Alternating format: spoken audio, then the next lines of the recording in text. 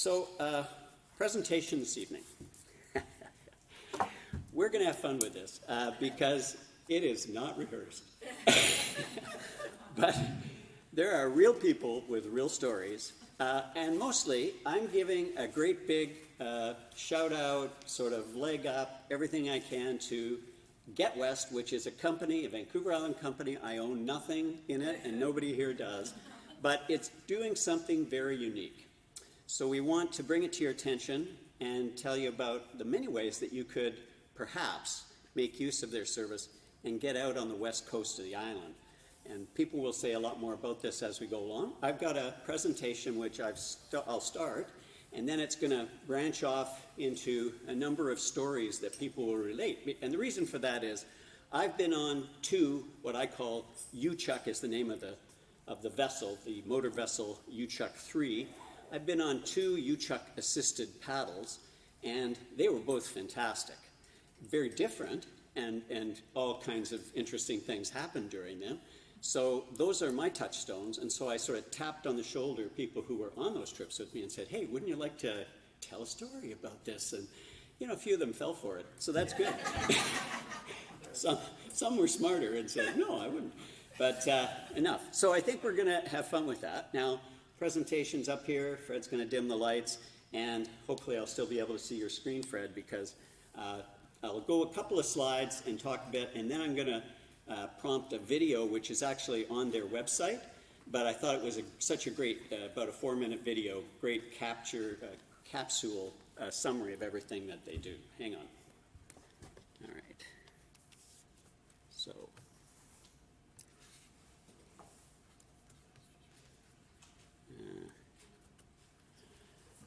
So this is their webpage. If you go to Get West, you'll see this, 2023 Adventure Cruises, part of what they do, taken from the deck of the ship.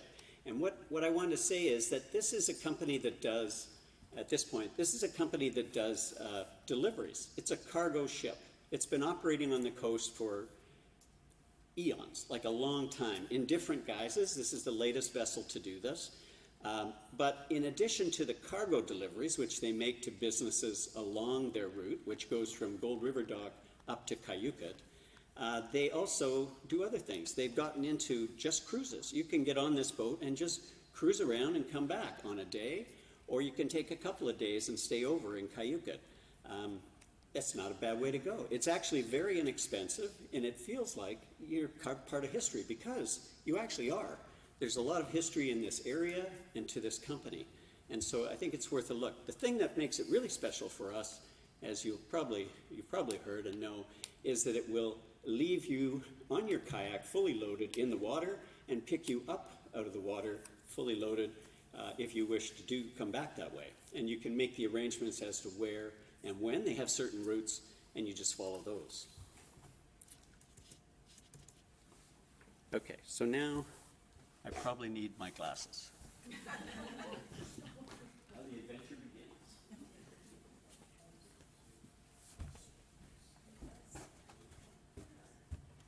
Okay.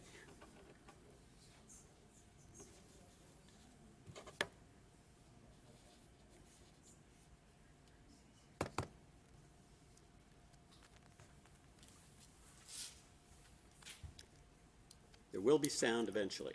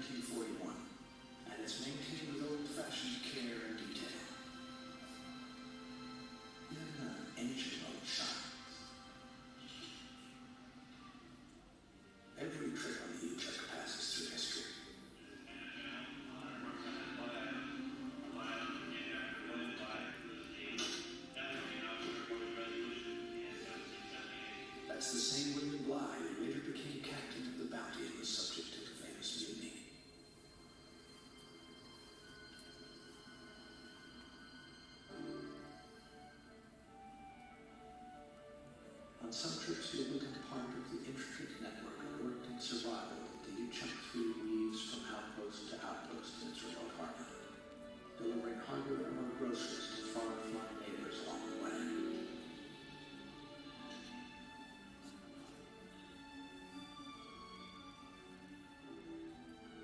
Or you can bring your backpack or your kayak and disembark on the edge of the wilderness for a personal journey of a lifetime. When you come back refreshed and amazed, the Uchuck III will be there to take you home. Or you can go for 2 days through fjords and briefly onto the open sea, to tiny villages perched on outcrops where you're welcome to spend the night at a bed and breakfast.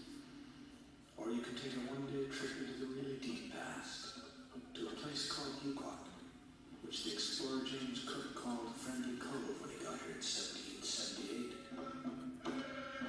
The First Nations of Nootka Sound have lived here for over 4,000 years.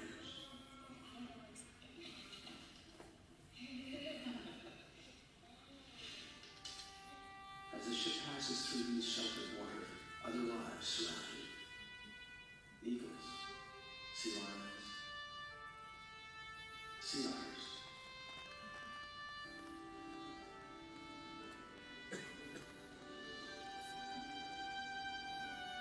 whales.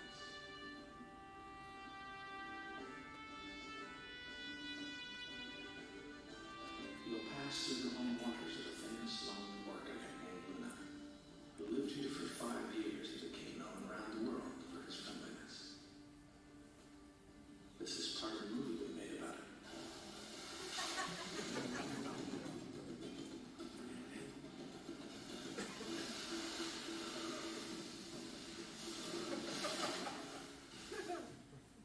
Luna loved the Uchuck III and her people, and we've loved every minute we've spent on board. You will too.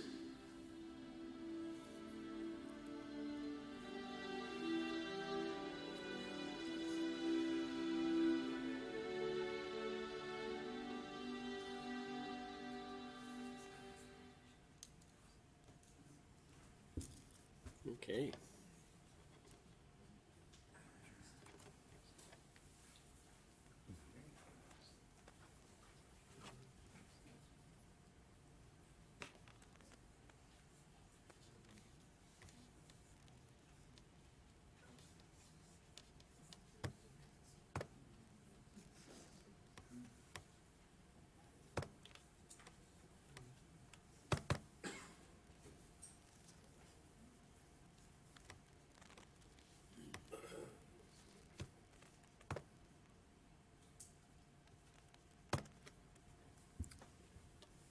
Alrighty.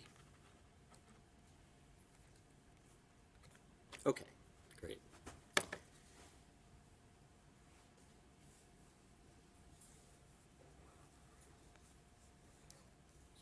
Excellent. Okay, so this is the route map for the Uchuck III, and you can see that it starts at Gold River, which is up along inlet.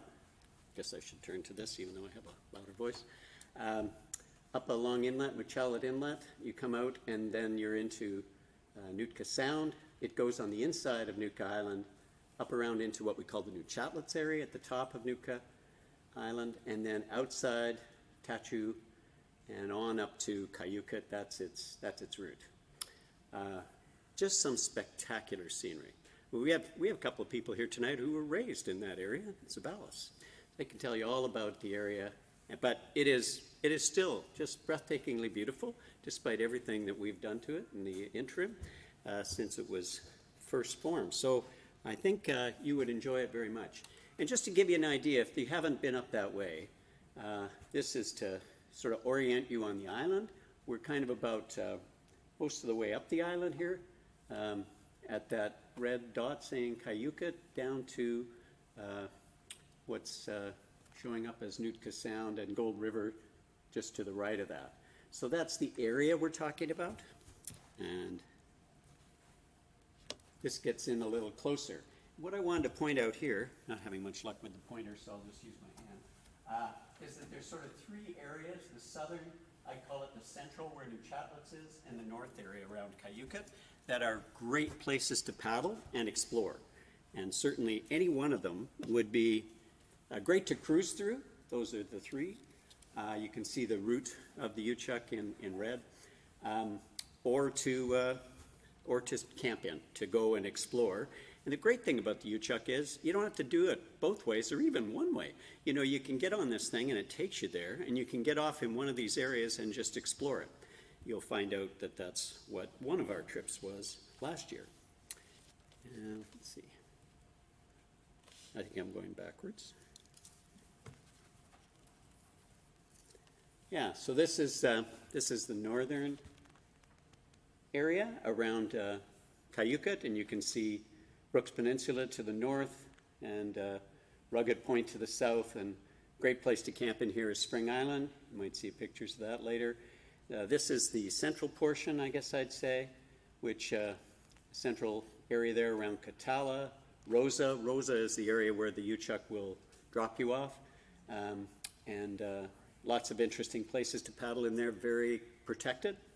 And this is the south area, it's Nootka Sound inside there, beautiful. If you have a chance to go outside Nootka Island, it's amazing, but sometimes the weather doesn't permit you to do it. So any one of these areas are just great. And just to give you a sense, and you know, I'm just giving you a sense of this here, you can see what their adventure cruise sort of prices are for travel, and you can see from Gold River to Critter Cove. Critter Cove's in the Nootka Sound area, so southern, and you know it's like $54. Whoops, wanted to dwell on that a minute. And then up to somewhere there, it'll say Flynn's Cove. That's near Rosa. Some of us have been to Flynn's Cove. That's $90. Or heck, why not go all the way to Cayucot for another $7? I mean, this is pretty cheap stuff when you think about what we pay for these days. So you can see their schedule. It's worth studying. They go out and back. These are on the adventure cruises, and this is the thing that I'm kind of marketing here tonight, is how to use them for kayaking. And then for the kayaks themselves, they do charge you, and it's, as you can see, for a single kayak, $26 one way, double that if you go both ways using their service. Well, one of the amazing things is watching these guys pick up your loaded kayak, like a couple of them, pretty beefy guys, pick up your loaded kayak and just, you know, put them on deck if they need to. And then the sling approach takes care of the rest of it for you, and you'll see pictures of that as we go along if you haven't experienced it. So, not expensive. Now, just to make this come to life, I mentioned before, I've done this twice using the Uchuck. So we have the 2017 crew. That'll be the first one. And we took the Uchuck up to Cayucot, got off and camped out there.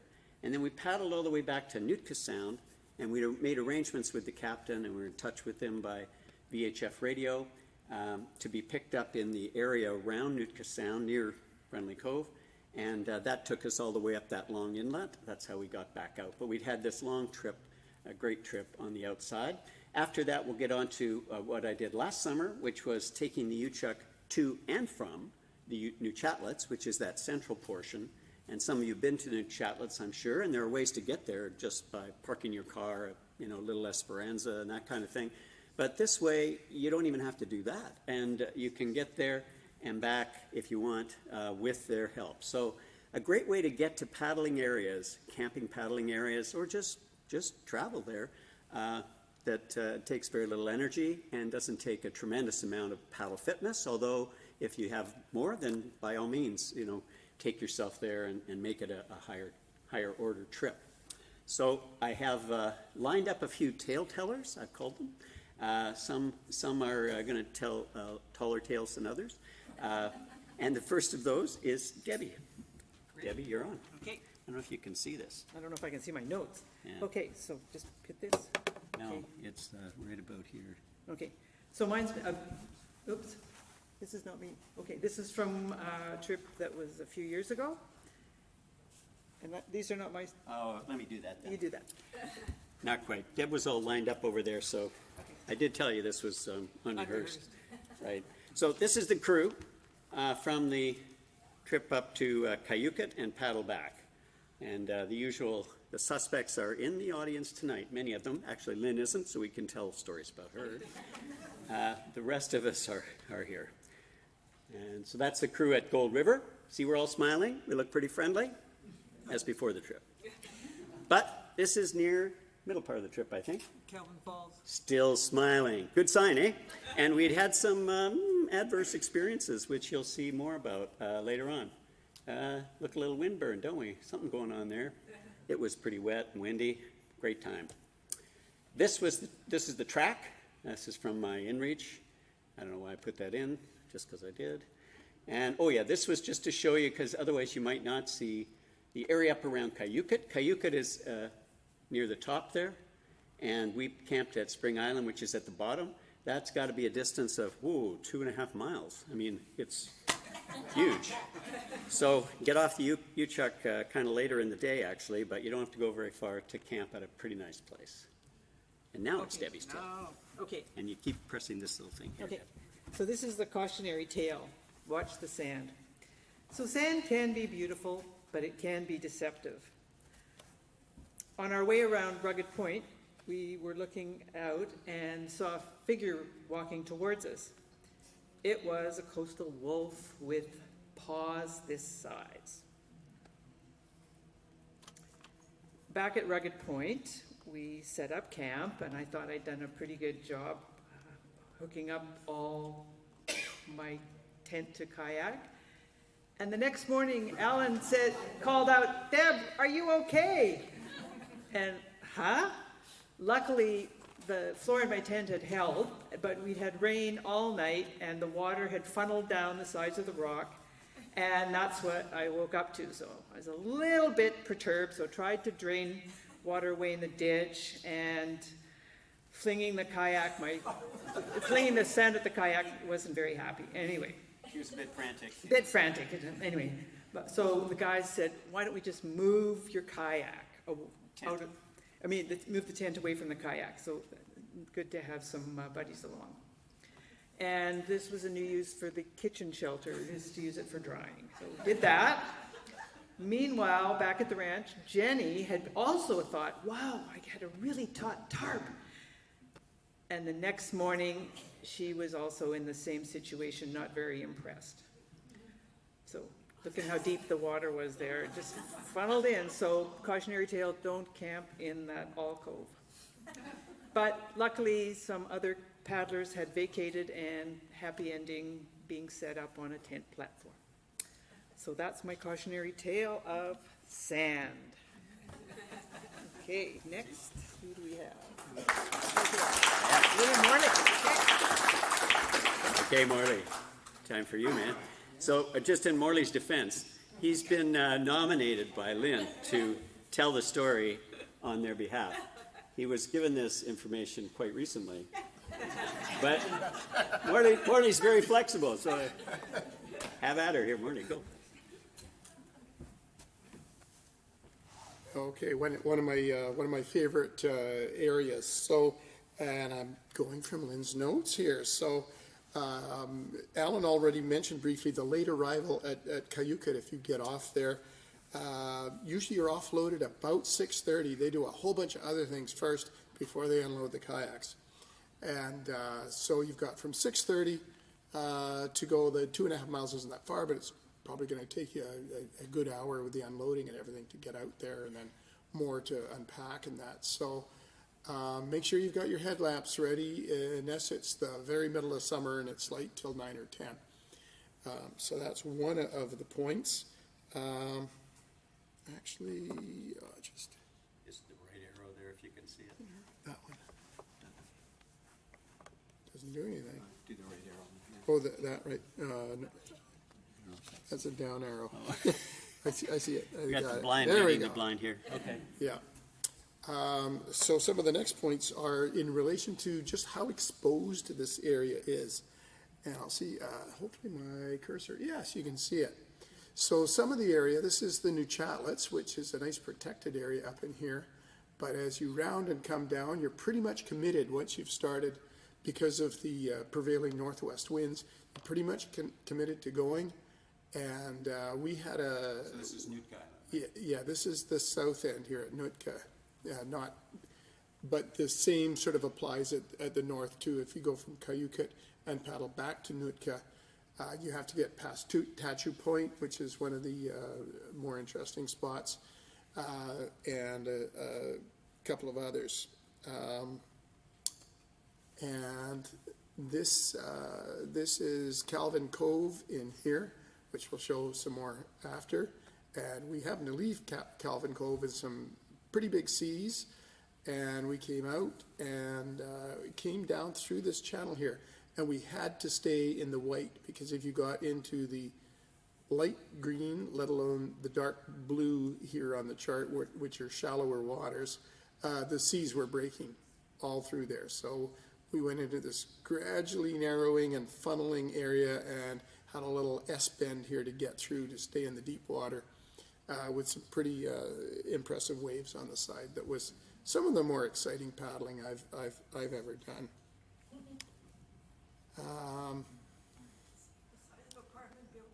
And then from there we had one little stop down here. This is that same area, and then from there it was another quite a long paddle to get past McQuinna Point, I think it is, and then back in around into Nootka Sound and Friendly Cove, which of course is nice and sheltered by the time you're there. I think that there is another. Yeah, there you go. Yeah, and here's the last part of that. So yeah, the interesting part was between Inner Bajo Reef and Bajo Point in here, and the Outer Bajo Reef, and this is a little bit wider, deeper passage on the outside, but it's quite a lot further to paddle when you actually look at it. And this is what it looked like the morning we launched. So you have these sets of waves here. There's you could just see some white lines in here where waves have broken, but they're not broken at the minute. And then you can see way on the outside. Well, in order to get to the outside, you had to get past where those outer waves were. And it was, that was probably one of the driest mouths I've ever had going out there and wondering. I was the first one out, and they sort of used me as the guinea pig. And well, if he makes it, maybe we'll try it. And it was, I didn't think I was going to make it, and was kind of half surprised when I did. When I was on the outside here, you could not see the beach because the waves were actually higher than what you could see over looking back towards the beach. So there was like no idea what was going on the beach unless someone spoke on the radio. We have that little video here. And yeah, this is not Lynn, although it is a red boat, so it must be her. And we'll see if we can figure out how to do the Okay, so we get out of the presentation. escape here somewhere. Escape or something. Okay. Yeah. Okay, it's one of these up here. This one. Probably that one. Yeah. Okay. We'll run this courtesy of Michael.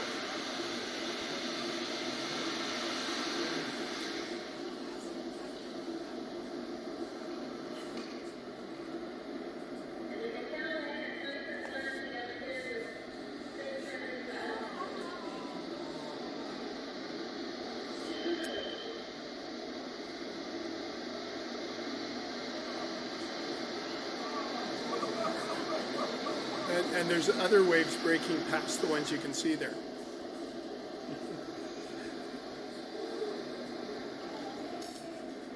So like, she's oh not yeah, out she's yet. out. She's out.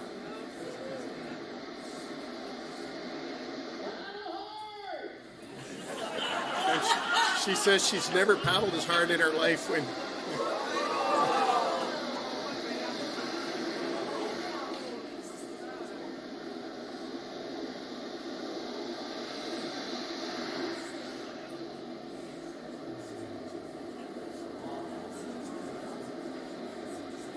And there was bigger ones further out.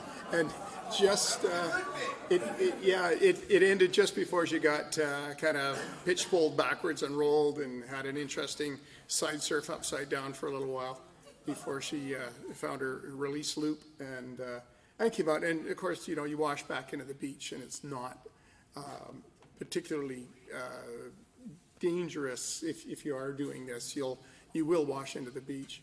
But it's not pleasant, and it slows you down. And after this, we had I think it was an 18 nautical mile paddle or something like that, and we were already pretty tired from just doing the launch. So that was interesting. Presentation, yeah, there it is. Back to this. Slideshow. Yeah. Right there. From present slide. There we go. So this is near the end of the trip after rounding McQuina Point, and the seas are becoming a bit smaller in here, quite a bit smaller. And we're approaching the Nootka Lighthouse there, and Friendly Cove is just around the corner there. In fact, I think that's the church on the left-hand side, and the Spanish government gave them some big new stained glass windows and put up some money to help preserve the church, because this was the first Spanish settlement as a colony this far north of San Francisco, I think, was their next further south one. And the first Catholic priest, did some work here as well, and they kind of put together some stained glass to commemorate that. That's in there now. This looks like me looking at a culturally modified tree and showing some of the things about it, and that's it. Okay, so as Jenny's making her way up here, I just want to say, because Lynn's not here to give you the real, like, she had to work really hard. I think it took an hour for us all to get out to you, Morley? An hour. Hour and a half. Hour and a half, Jenny corrects me. A long time, part of which was spent paddling kind of like back and forth between those. And anybody who's been on a surf course recently, like I was out in Tofino, small stuff out in Tofino lately, right? I mean, that was major. That stuff was major. Jenny has another tale. Now you show me how to Okay, run so you this just push that. And how button. did Morley have a cursor? He used the trackpad. Oh, okay, right. But if you turn it, you'll see your first Yeah. few pictures. I don't know about you, but my heart rate went up and I was there. Can't see everybody. Yeah, that's the biggest seas I've been in, that whole way down that coast. So, but we're here to tell the tale, so there we go. A lot of you will know that my family moved to Zabalas, which is up the inlet from New Chatlet's, the north end of Nootka Sound. And I was born in Zabalas and raised in Zabalas. So, and none of my group from that trip contradicted me, but I was clearing out Duncan Pennington's large library of stuff after he went into care. And I found, in an old Sea Kayaker magazine, I found a story, and I think it was 3 or 4 much older gentlemen took this trip on the Uchuck up to Cayuga and paddled back into Nootka Sound. And I thought, if those old farts can do it, I can do it. So I think that's how this started.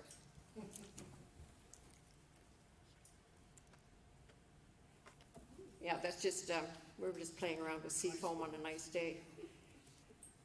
So for me, being from Sabalas and having read that story, this is for me living the dream. And I was very lucky to have 5 kayaking buddies along with me. And that's a shot from the Uchuck. I didn't know how much detail Alan was going into, but you have to get to Gold River the day before the boat goes and have your loaded kayak on the pallets on the ground near the wharf by 3, 4 o'clock that afternoon. So you have to spend the night in Gold River somewhere. And we had a wonderful meal at the golf club, both places. Best hamburger I've had, except at home. And then the boat leaves about 7 a.m. the next morning. And we got in about 5:30, the dock got to outside Cayuga by the time we unloaded. And I can remember just beautiful dusk sunset heading out to Spring Island. So we were really lucky with the weather in September. Just an artistic shot off the boat.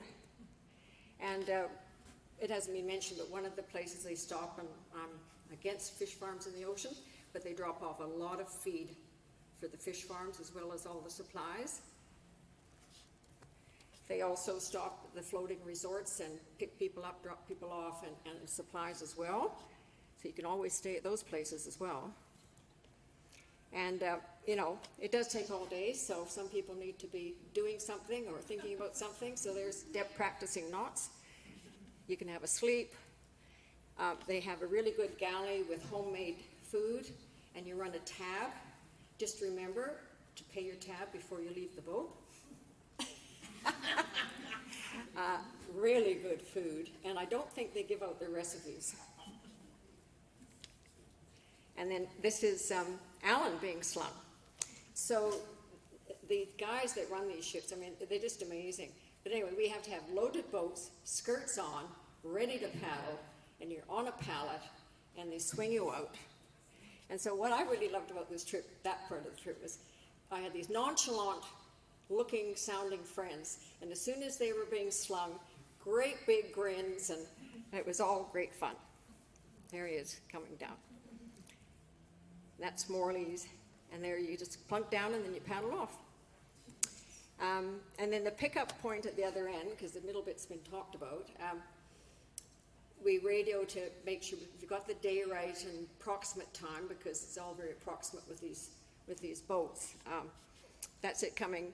She's coming to pick us up, and they're all ready to sling Morley there. We do a stop at Uchuck or Friendly Cove, so you get time to look at the church and the lighthouse, and it's a really interesting place. They do have cabins there. They're very rustic, but you can't stay there. And that's just a group photo. We always have this tradition, this group, plus or minus one or two, where we take a group photo, and it seems I always get to be the person that sets the timer, and then they get to watch me run to get in the picture. And that's just an artistic shot. This, you know, we had 50-50 rain and great weather. And that's my tale. Thank you, Jenny, and Michael is going to make his way up. I just want to say about the tab business. Now, it was a complete mistake on my part, leaving the ship without paying the tab, and I felt badly about it, and so I called them when I got somewhere else and said, look, I'm sorry, I forgot to pay. I think I owe you about like $20. And they said, not to worry, you'll be back. What kind of an attitude is that? So, yeah, I got back. And I go to the office, because you have to check in at the office, and I said, you know, I was on this a few years ago, and I didn't pay my tab. I'd like to pay it. Well, we don't really have a way you can do that. I said, well, geez, I have to give you money. And, you know, for me, take this money, put it in your, you know, coffee fund. So I gave them like, I don't know, 25 or $30. And they, yeah, thanks, no problem. I, oh, man. Really nice attitudes. Michael. So when Alan said he roped some people in, I assumed when the email went out, if I didn't respond to it, that meant I wasn't going to be involved. But Alan always has a way of being very inclusive. And then he was looking for some film of Lynn that you saw. And so I knew I had it someplace, but of course it was on a computer that never worked anymore. So I had to actually tear the hard drive out of that and hook it up and dig through for a couple hours till I found that. So I don't really have a lot of photos here, but this is also one of these things that if you've done, I shouldn't say you, I've done a number of West Coast things, and sometimes they kind of meld together. And one of the things that I remember about this was it was a nice sunny trip until I started going back through some of my stuff and thought, wasn't that sunny at all. It was quite rainy. So yeah, that's really interesting, Alan. Thank you for including that. I'm just going to, I'm actually going to go back. No, you want to get to Yeah. that other screen? No, I want to go back actually to some, just, I don't know how to do that. yeah, Go back, we can go back this way. this way? I want to go back to Morley's stuff. Oh, okay. No problem, we'll just flip it up that way. Where? Back. Yeah, here. So there was a couple of things happened after we got out, and it's too bad Lynn's not here, because so I was launching people, and as we got Lynn out, and I was glad that you only heard me yell paddle once. I had a couple of other videos, and let's just say I was yelling a little more vociferously at people to paddle because the water continued to build with each person that went out. And when Lynn got knocked, I ran out there, and she got out of her kayak. And I've never seen eyes that big on anybody. They were huge.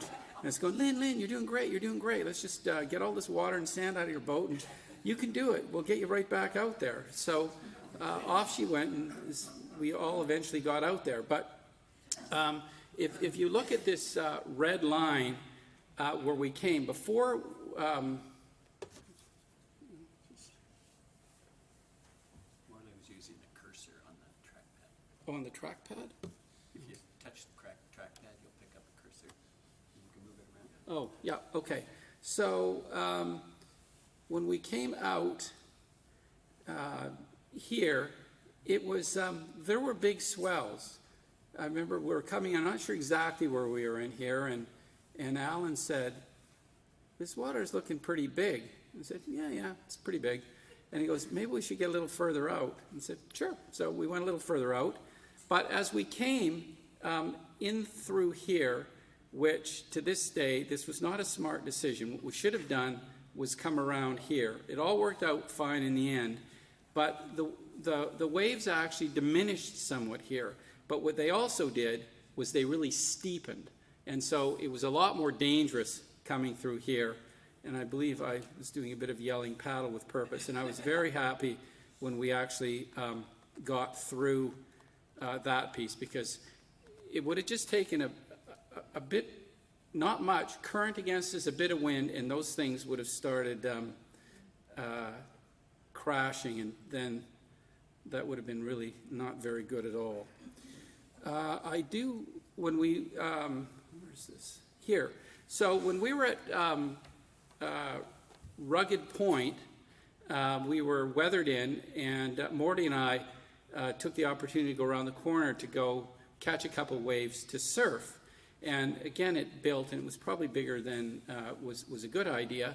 But this is pretty much exactly what happened to me. I had a good wave, and it steepened, and it steepened, and it steepened, and it steepened, and I could feel myself coming to 90 degrees and thinking, so this is what a pitch pole is. And just 180, just right over, back, rolled up, got out of there. It was building, so Maury and I decided to go home, which was probably the smart thing to do. Okay, I want to just show. And on top of that, Michael, Michael had wanted to go to a slightly different beach on the right where it was bigger. And I said, Michael, I'm a little nervous of that. Would you mind going on the left side, and if we're bored, we can go over to the right side. Oh, yeah, that's weird. Get out on the escape, I think. Okay. And then we'll make this small. Oh, here's the desktop. What do you want? I'm just going to put up a couple of Oh, yeah. videos. Okay, so, and this is the part of the rain I forgot, and you saw this as a still, but it'll give you a sense of just lovely misery as it comes in. All that muddy sand.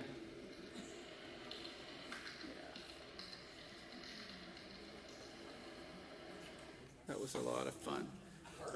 The weight of water keeps the fly from... That's true. Whoops. Just close it out. Close that out. And this was a beautiful day. We were heading off near Benson Point, I think, and some good wildlife. So I was trying to get a video of this bear, and I got in, and then I noticed, I'm not sure if it was exactly, anyway, I was up on a sandbar, reasonably close to this bear, and I thought, this probably isn't a good place to be either. So I quickly put my camera away and handed myself off. There was a few good bear shots there. Let's just see what else. Just one more piece here.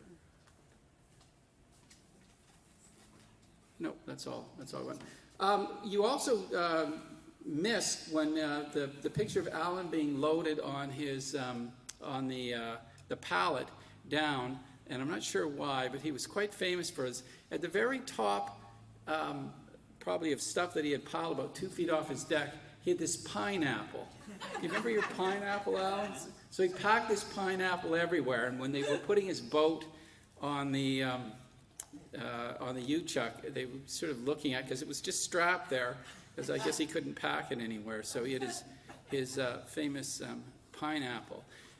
One last story, and then I'll turn it back to Alan, is Morty is always a great person to have along on any of these things. He's very adventurous, but we were on, I think it was Katala, and Morty will do anything if he thinks there's some archaeological something or other someplace. And so there's this low-slung cave that's probably about a foot or 18 inches off the ground, and Morty goes, that could be significant. And so you can't see in there or anything. He's probably got like a big lighter's worth of light, and he's slithering on his stomach to get in there, and you got no idea. I mean, there could be rats, there could be anything in there, and he comes out and he's got like twigs and branches in his hair, and he comes out and goes, yeah, I think that could be something.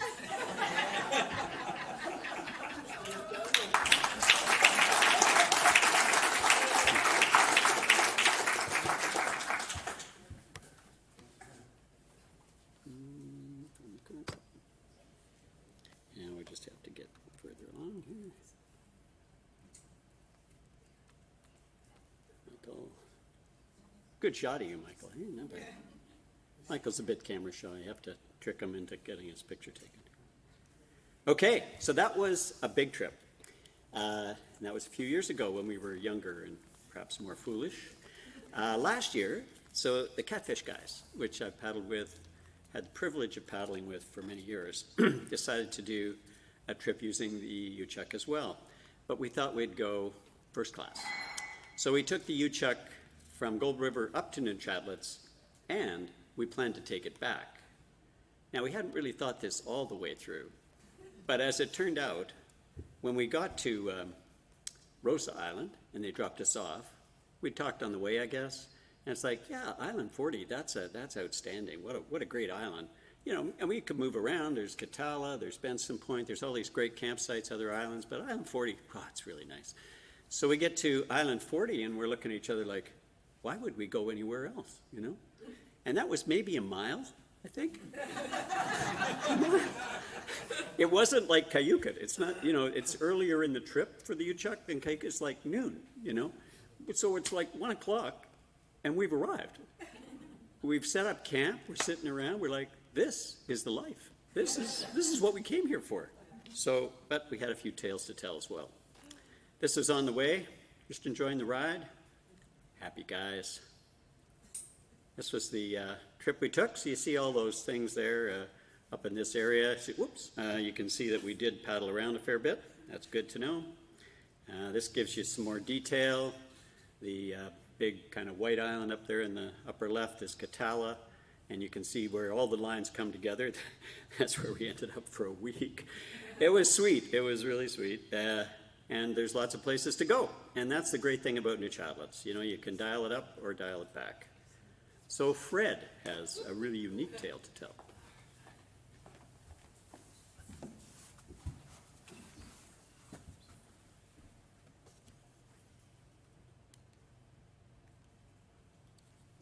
I couldn't get that to go.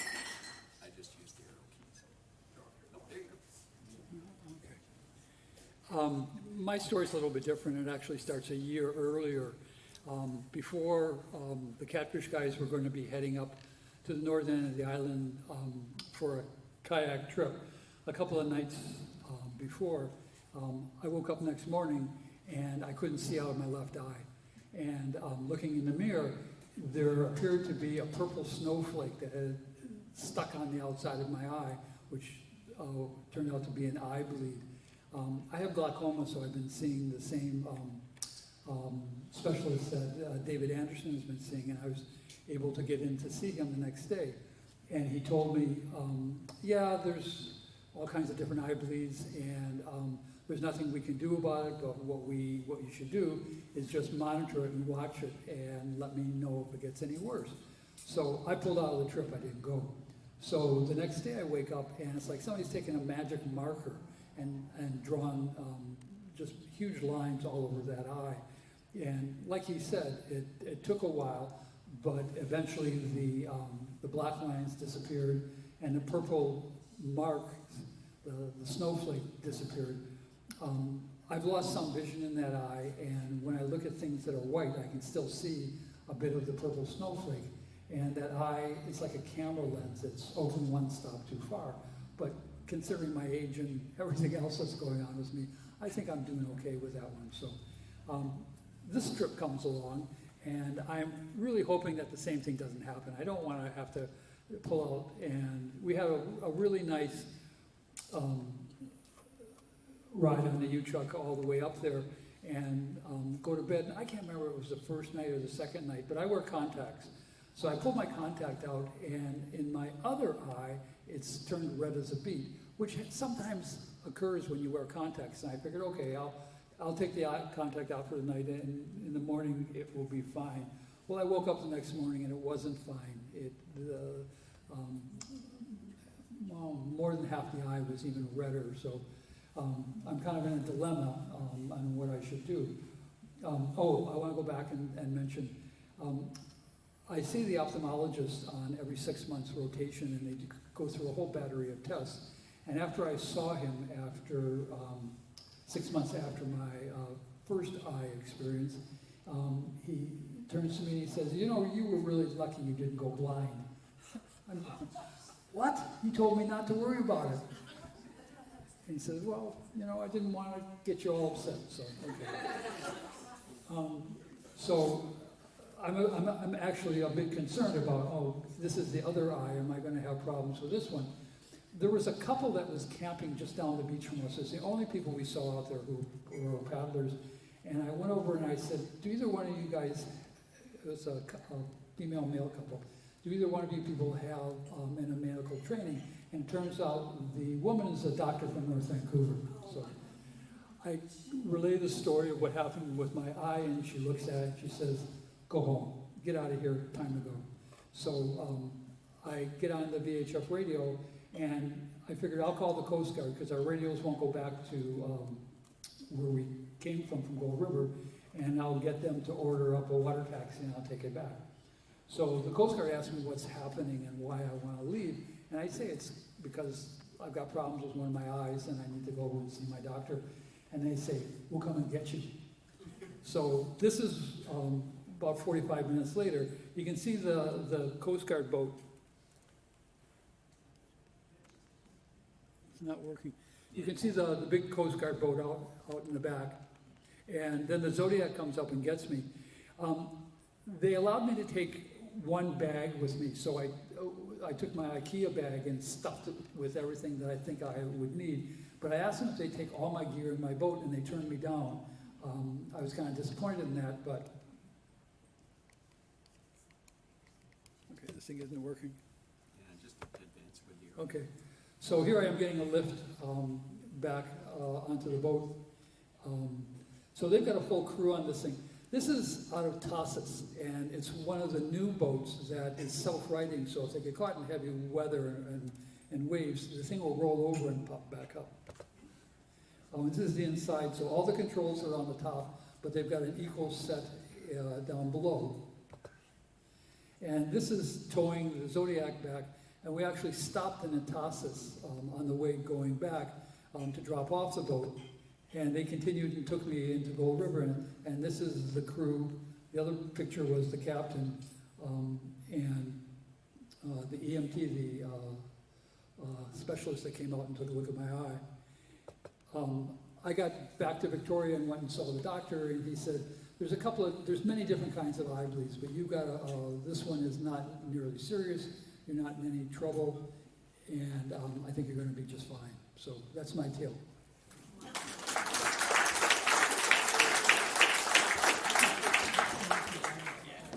That's okay, we'll just use these things here.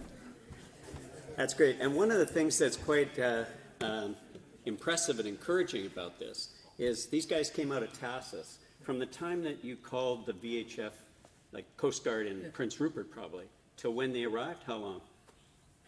I think it was about maybe 45 minutes, 50 minutes. 45 minutes. Yeah, when I kind of felt really guilty. I mean, this is a big boat. This is a lot of money. This is the salaries for all these You're people. worth it, you're worth it. Yeah, so I mentioned it at last summer's barbecue to David Anderson, and he just laughed and he said, those guys were really happy to come and get you because they need to justify their existence and you did it for them.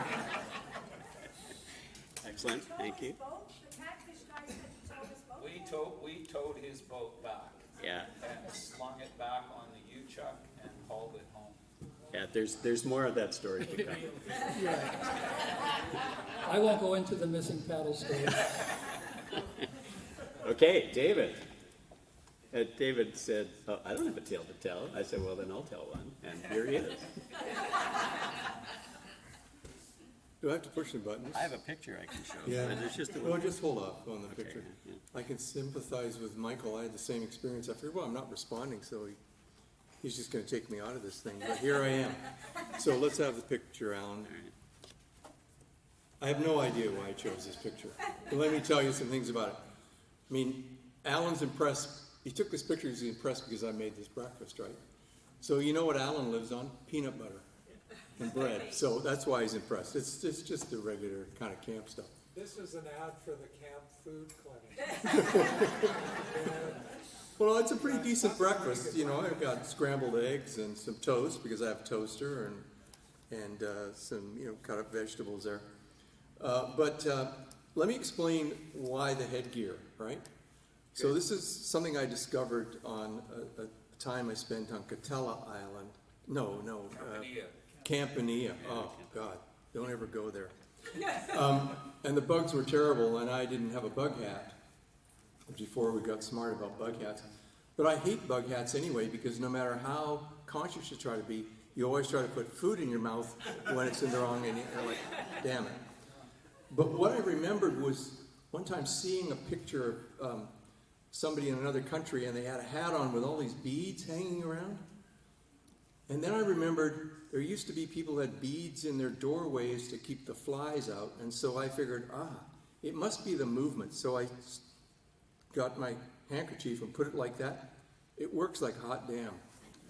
And it works for some reason. You have to keep moving your head, or the wind's blowing, it works. So that's the only tale I got. It's a great place to stay. We didn't stay there all week, so you could set up the whole camp kitchen and everything, so it was a great time. But about Fred's adventure, when we contacted the Coast Guard, wherever they were in North America, the guy said, we told him where we were, said, oh no, we need a GPS on that.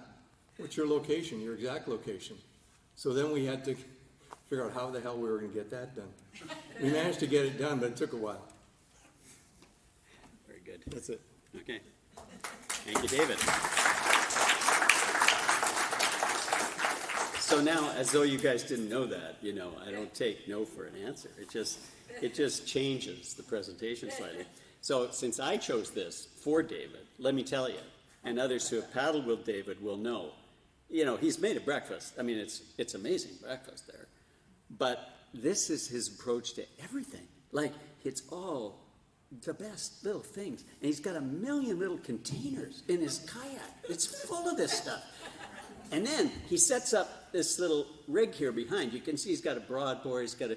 There's a purpose to this. He goes hunting around for just the right board at just the right angle, and it's like perfect camp kitchen, you know? That is so different than I just kind of throw something in my, you know, and I'm off doing something. But no, David is enjoying and savoring. And this was a trip that you really could savor things. So that was why I chose it, and it was good. And on to Rob's tale.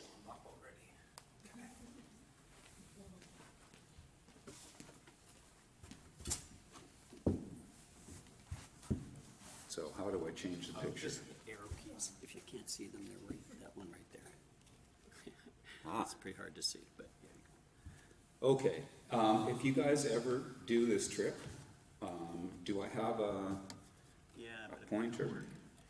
In which case you can use the trackpad and it'll bring up a cursor. Oop. Now you moved it back, but go back a bit. There. Hit the back button. Just this this And one. then on the trackpad, if you do this, move it around a bit, you'll see a cursor. I'm moving, I'm not seeing a cursor. There it is. There it is. Whoa. Okay, now we did it. Okay, now let's Okay, find I that. seems to be the worst at technology here. Okay, you're back. So all I want Just to do, gentle there, cursor. gentle cursor. Up there, just above that, you can see Benson Point. Yeah. And where we started from is way over at the other end, back here. And we just paddled to Benson Point as a day trip. It is a lovely place to camp. But the coast, you see it says Cameron Rocks. So the coast from Benson Point to the left to that next point is just gorgeous. Especially if, like me, you love to go into sea caves. It's spectacular. So this is one cave, and when we had been on this trip before, I found this cave and another one next to it, which I'll show you in a minute, and I worked my way into the back, and I noticed that there was actually a little beach in the back of the cave. And the swell wasn't too bad, so I landed on the beach inside the back of the cave. And then I discovered there was a little tunnel leading from the back of that cave, and I could drag my boat down this tunnel to another beach in the back of another cave, and then paddle back out from this cave, which has a waterfall in front of it. So on this trip, I wanted to go do this again. And on the way to Benson Point, I went in, and this time the tunnel in the back was flooded. But it wasn't flooded enough for me to actually paddle into it. So I had to come out, and we went and had lunch. And then we came back, and I went in again. And I think it was about an 11-foot tide with a low swell. And I discovered that if I paddled into this cave all the way to the back, and then did about a 130-degree turn to the left, and it was just enough that my head wasn't banging on the roof of this tunnel, and I could come out the other end and paddle out from the back and come out through the waterfall back onto the ocean. And it was just one of the coolest things I've ever done in a kayak. So if you go there, you need about an 11-foot tide. Find the waterfall in front of the cave, and you can do a little cave circumnavigation. That's my story.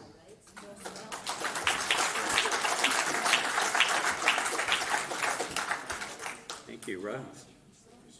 And you wonder what happened to Fred. So he's mentioned that he was okay. You know, the bottom line, Fred was okay. But actually, he came back. So those of us who stayed there, we were missing Fred. So we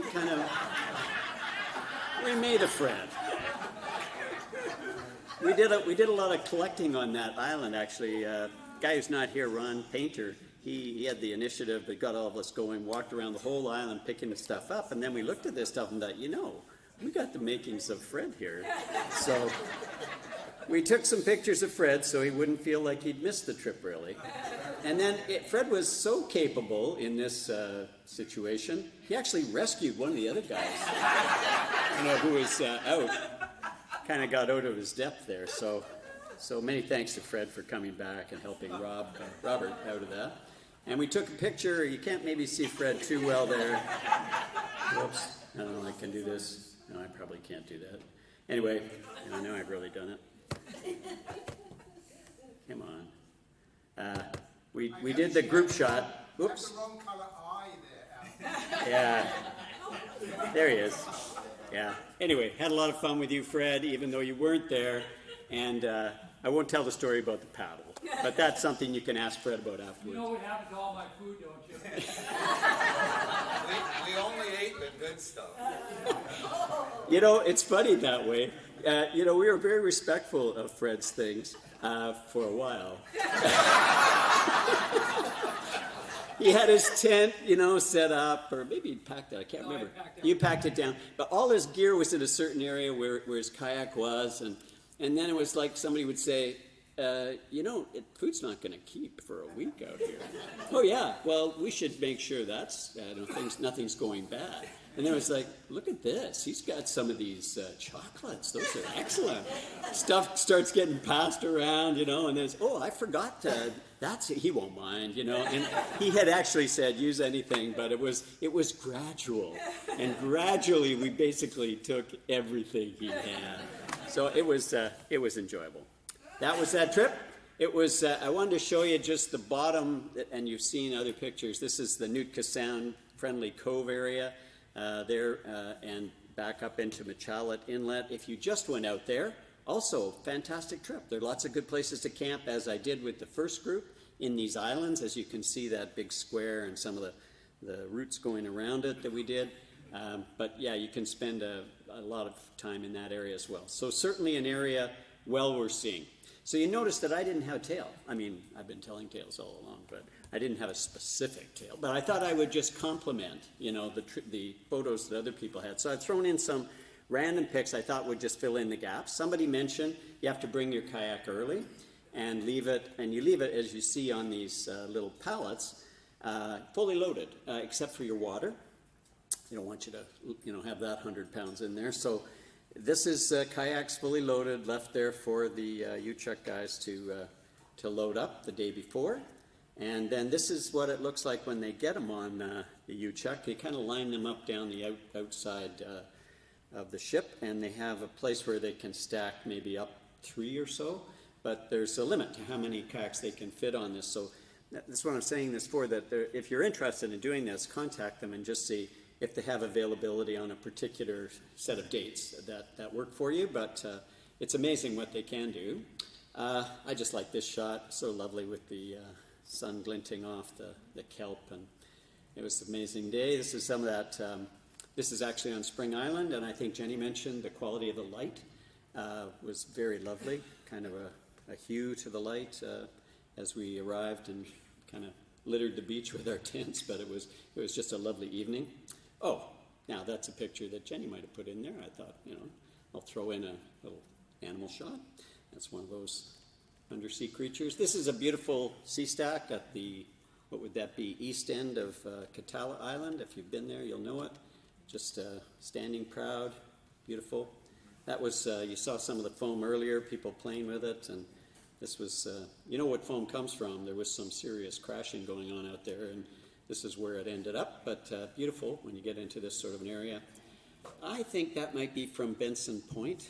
I'm not sure, but we don't have a full view of the west there, so it's probably Benson on the first trip I took. Just gorgeous sunsets out there. Calvin Creek has been mentioned halfway down Nootka. There's a serious creek there. It runs out of a lake, as you may have seen from some of the chart or map pictures, and then you see the surf further out the beach there. So that's Calvin, and this is what happened.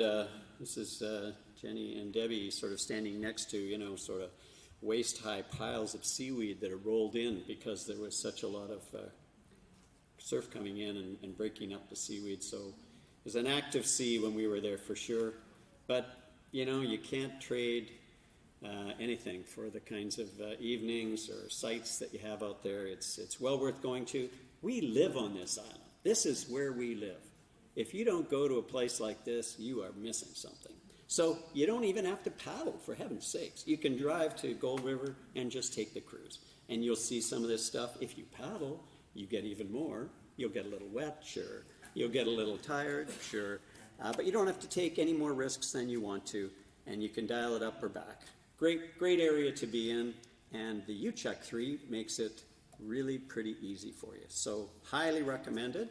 I hope some of you, I know that I've heard that some people have already planned trips using this service, and the Catfish guys had such a good time last year that we're doing it all over again. We're going to go up to Cayucot this time, and we'll stay there for a week, probably on Spring Island or someplace. We'll just settle and then just paddle around the area. I mean, why not?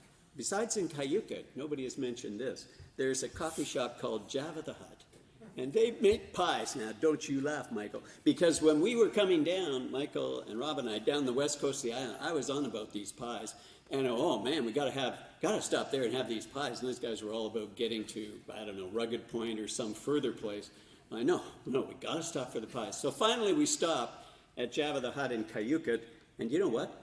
I think it was Dave Nichols and some, inconsiderate group from Blue Dog had just been in there and eaten every last slice of pie. And the guy says, I got more in the oven. If you can wait another hour or two. You look at the guys, we're not waiting. Okay, no, sorry. So there was no pie on that trip. Till I think I got to Ucluelet, then I pigged out. But anyhow, But Alan, great place. You're missing the best part of your story. The next day, we were on a beach, and there's somebody off a yacht, and we meet them on a trail, and this woman says, do you know there's a cafe and they make the best pie? You really should get some. Yeah, just digging it in there. Okay, I think that might be, yep, that's the end. So thank you very much for listening. And those of you who sat down and didn't notice, you're sitting on a Nootka sounder, which is, something they give away, and it's got a lot of great information in there. BJ.